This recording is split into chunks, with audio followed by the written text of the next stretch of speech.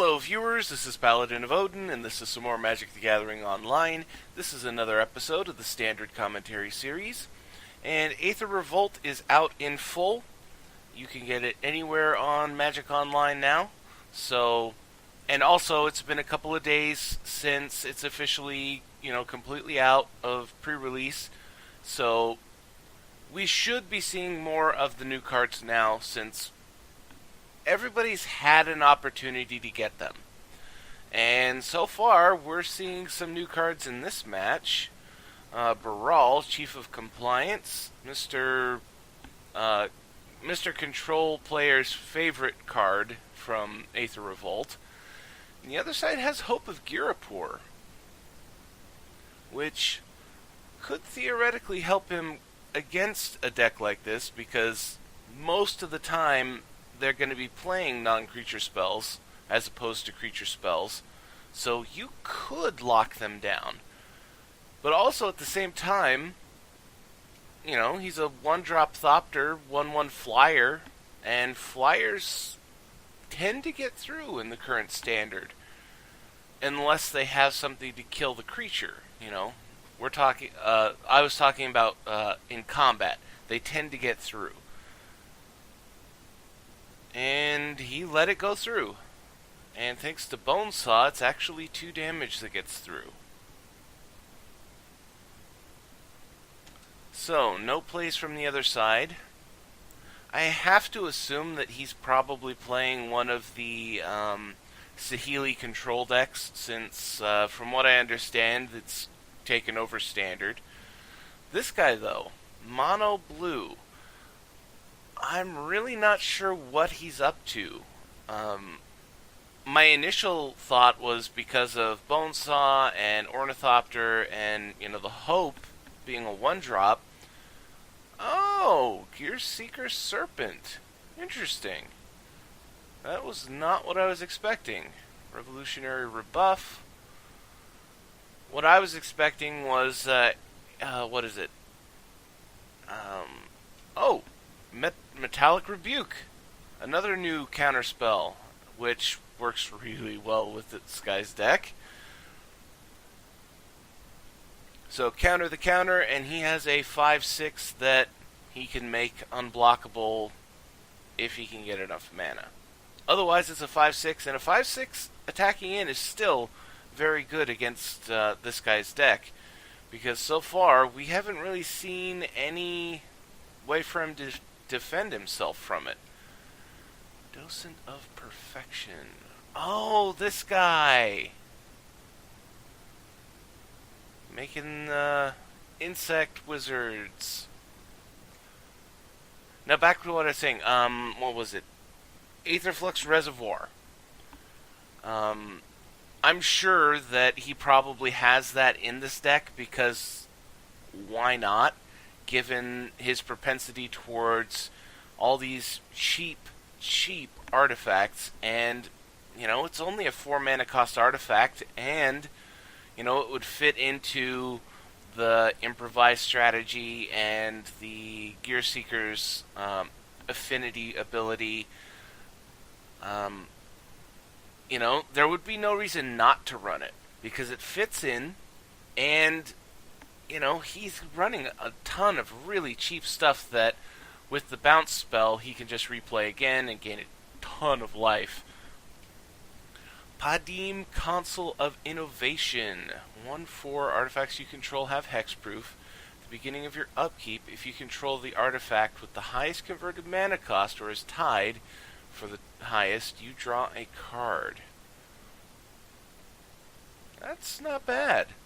The only problem is that the highest converted mana cost artifact right now is a 1. Ooh, Lightning Axe. Discarding Combustible Gear Hulk. Ouch. That would have been an actually pretty nice creature to have in play. But, knocking out this guy who would have definitely started drawing him cards, it kind of sucks when your opponent beats you with a 1 cost. So Human wizards. Whenever you cast an instant or sorcery, you get a wizard token. If you control 3 wizards, he gets flipped. Then, if you control 3 or more wizards, you can transform him. Oh, I see. He could have flipped him, but he chose not to because he wants the wizard tokens, especially since it's a really easy way of locking down this Gearseeker Serpent. Because he's only got 4 mana, he can't make it unblockable. Lightning Axe. Oh man, 1 damage from the wizard, Lightning Axe kills off the Gearseeker Serpent. But he did have to use 2 Lightning Axes to get rid of it, because he discarded 1. Whenever you cast an instant or sorcery spell, investigate. Okay, so his deck is instant and sorcery town. That is what he does, apparently. And, every time he does, they cost less. If it's a counter spell, he gets to draw and discard. If it, just instant and sorcery, he gets a 1/1 wizard and a clue token. The other side, he's not making too much headway with his deck, but, the other side is out of cards. He can't stop this 3/1 flyer. And at the moment, being at 9 life, a 3/1 flyer that you can't stop is really scary. Oh, no, this thing has flying. Sorry. So he does have a flyer. Reverse Engineer. Draw 3 cards. And again, that's a great thing about Improvise is cards like Bonesaw, Equipments. It doesn't matter if an equipment is tapped. It doesn't stop the effect. And the other side concedes. I have to say, I am really curious. The instant and sorcery deck, I'm not sold on. The mono blue Improvise deck, though, I'm curious. It's got my curiosity because there's so many synergies that they can use. The fact that, equipment, you can equip an equipment that's tapped. You can tap an equipment that's already equipped. Cards like, Prophetic Prism, big deal. You've already drawn the card. Typically, you don't ever use it to mana filter, but it's there if you need it. If not, you can tap it. And then, like the guys like these guys, depending on the situation, Ornithopter is almost like a land in a Improvise deck. But, Metallic Rebuke, I knew it would be a good card if you build your deck around it, because, like he did there, 1 blue mana to counter. That was a 1 blue mana leak.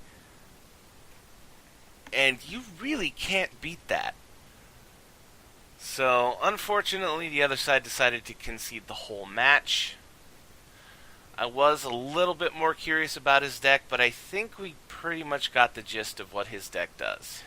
Brawl knocks down the cost and lets him draw extra cards. This guy makes wizard tokens. He gets clue tokens.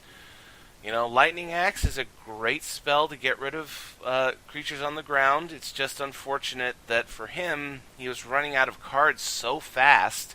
And, these little guys, having to use a Lightning Axe on these little guys is, it is annoying.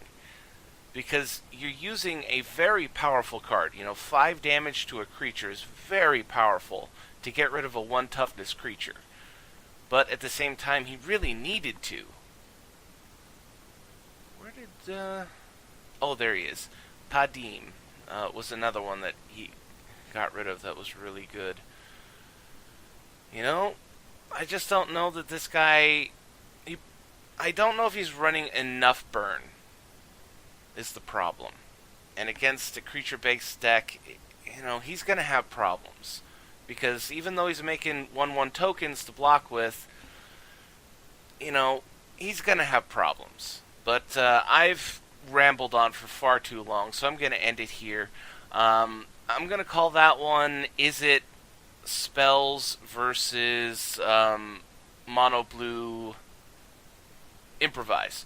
So if you liked what you saw, hit that like and subscribe button for me, and I will see you in the next video.